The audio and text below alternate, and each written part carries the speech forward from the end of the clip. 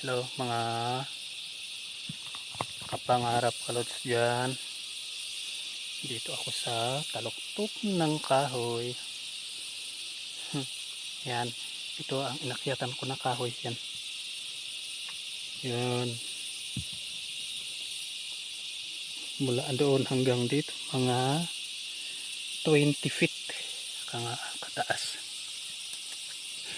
Itong punong kahoy na ito. Yan. Ito yung Madre Cacao.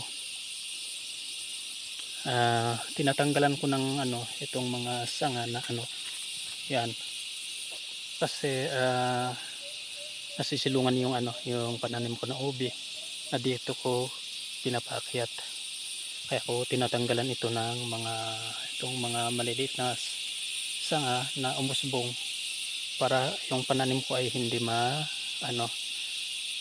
hindi masilungan.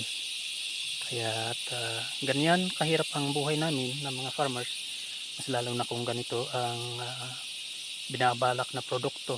Puro halimbawa mga ubi, ito may kahirapan kasi kailangan talaga na paakyatin mo kung maaari yung medyo matataas na punong kahoy para maka receive o maka yung mga dahon niya. Tawag nito medyo nakakalimutan minsan.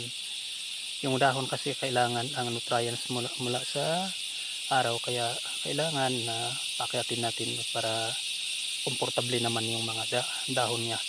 So yan mga kapangarap kalods yan. Ito yung tinatanggalan ko ng mga yan, tanggalin pa yan mga yan kasi lumalaki yan, nakakaano sa pananim ko sa dito sa baba.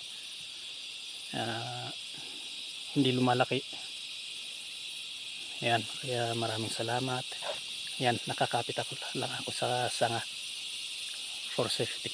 Yeah, so salamat mga kalods yan. Magandang hapon sa ating lahat. Okay, sana paki-follow man lang po ang aking video na to. Okay, yan, nakaboto pa ako na umakyat. Sabagay hindi naman madulas itong kahoy na to. Kaya yan, maraming salamat muli sa inyong lahat.